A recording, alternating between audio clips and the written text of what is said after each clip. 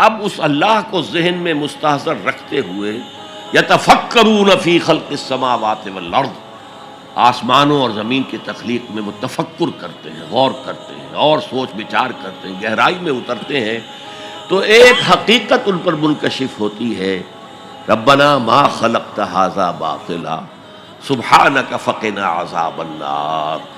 اے اللہ، تو نے یہ سب کچھ بیکار اور بے مقصد پیدا نہیں کیا، ہر شے میں حکمت ہے، ہر شے با مقصد ہے۔ سبحانک، تو پاک ہے اس سے کہ کوئی بے مقصد شے پیدا کرے یا کوئی بے مقصد کام کرے۔ بے مقصد کام کرنے والوں کو آپ کہیں گے پاگل ہیں۔ ربنا ما خلقت ھذا باطلا، ایک اور جگہ آیا ہے عبسا، تو نے یہ عبث پیدا نہیں کیا ہے، بیکار پیدا نہیں کیا ہے، بے مقصد پیدا نہیں کیا، ہر شے نتیجہ خیز ہے، ہر شے کے نتائج نکلتے ہیں، گھاس کا تنکا بھی بغیر حکمت کے نہیں ہے۔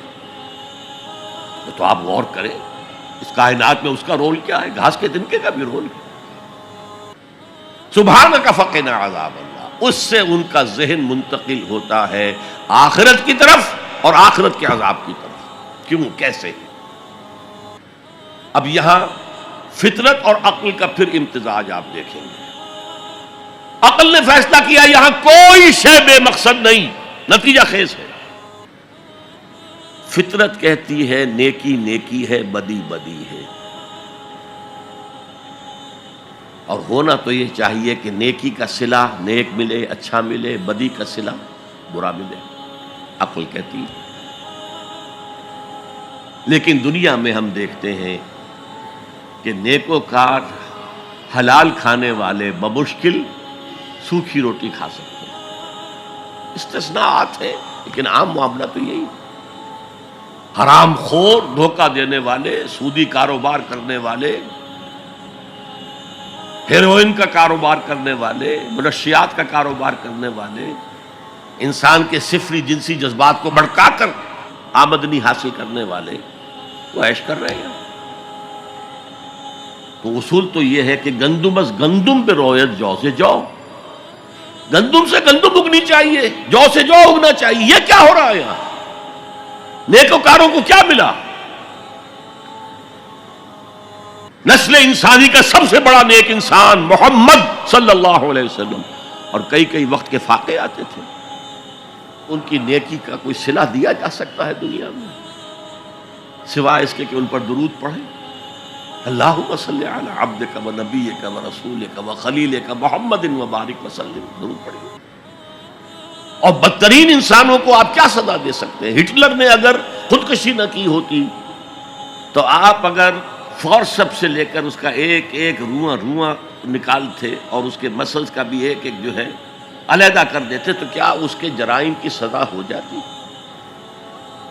کروڑوں انسان قتل ہوئے، لاکھوں نہیں، پورا یورپ برباد ہوا ہے، تباہ ہوا۔ خود اس کا ملک جو ہے وہ سب سے زیادہ تباہی کا جو ہے وہ نشانہ بنا۔ کہ دنیا میں ہم نے جزا و سزا کا کچھ نظام قائم کیا ہے، لیکن یہاں نہ جزا اتنی دی جا سکتی ہے جتنا کہ کوئی شخص مستحق ہے، جس نے پوری زندگی اسی میں لگائی کہ خیر کا پرچار کیا اور بدی سے روکا لوگوں، یہی اپنا وقت صلاحیت وہ پیسہ کمانے میں خرچ کر سکتا تھا، اس نے لگا دیا اپنے آپ کو، کون اسے صلہ دے گا یہاں؟ اور کیا صلہ ہوگا اس کا؟ اور جن لوگوں نے لوگوں کو گمراہ کیا، شیطان کے چیلے بن گئے، ہزاروں لاکھوں انسانوں کو گمراہی کی طرف دھکیل دیا، ان کو یہاں کیا سزا دی جا سکتی ہے؟ لہذا ثابت ہوا یہ دنیا نامکمل ہے۔ ایک دنیا، ایک عالم اور ہونا چاہیے، اور وہ ابدی ہونا چاہیے تاکہ پوری پوری بھرپور سزا ملے اور پورا پورا بھرپور اجر دیا جا سکے۔ یہ ہے منطق اور عقل کا تقاضا۔ خیر و شر یہ فطرت ہے، فطرت، خیر خیر ہے، شر شر ہے۔ آج کل کی دنیا میں تو کہہ دیا جاتا ہے nothing is good or bad, only thinking makes it so۔ نہیں، نیکی نیکی ہے، بدی بدی ہے، اور انسان فطری طور پر جانتا ہے کہ یہ نیکی ہے، یہ بدی ہے، یہ مورل لا ہے. میں نے کانٹ کا حوالہ دیا، دی مورل لا ود ان، ہمارے اندر ہے. اس کا تقاضا یہ ہے کہ نیکوکاروں کو ان کی نیکی کی جزا ملے، بدکاروں کو ان کی بدی کی سزا ملے. وہ یہاں پورا نہیں ہوتا. اول تو مجرم پکڑے ہی نہیں جاتے، پھر رشوتوں کے دھندے ہیں چھوٹ جاتے ہیں، ججوں کو خرید لیا جا سکتا ہے. بڑا جو ماہر وکیل ہے وہ جتنے گواہ کھڑے ہیں اس مجرم کے خلاف ان سب کو کاٹ دیتا ہے جرح کر کے. فرض کیجئے یہ سارے مرحلے طے کر لیے. میں نے مثال دی تھی، ایک بوڑھا آدمی ہے جس نے جوان کو قتل کر دیا. آج کل کیا ہوتا ہے کہ انگلی کی حرکت ہی ہے نا، پسٹل سے شوٹ کر دیا. اب آپ نے فرض کیجئے سارے مراحل طے کر کے اسے پھانسی کی سزا دے دی، تو کیا سزا بنی اس کی؟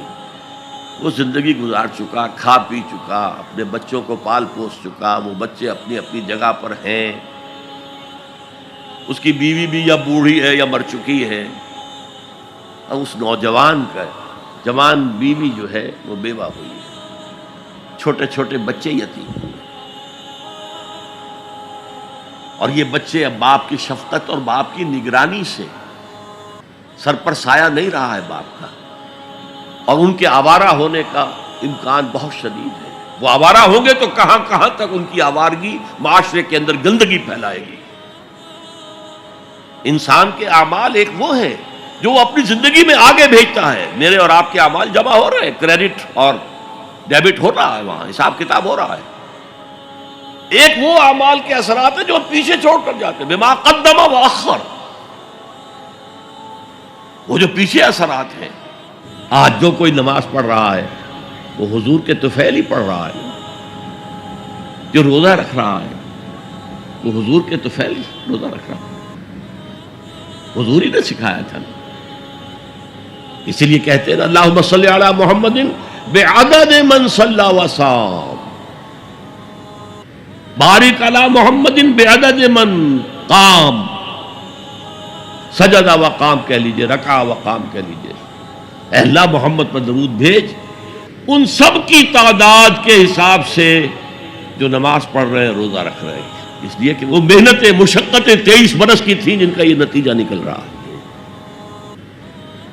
تو یہ ہے ایمان باللہ سے ایمان بالآخرت تک فطرت اور عقل کی رہنمائی.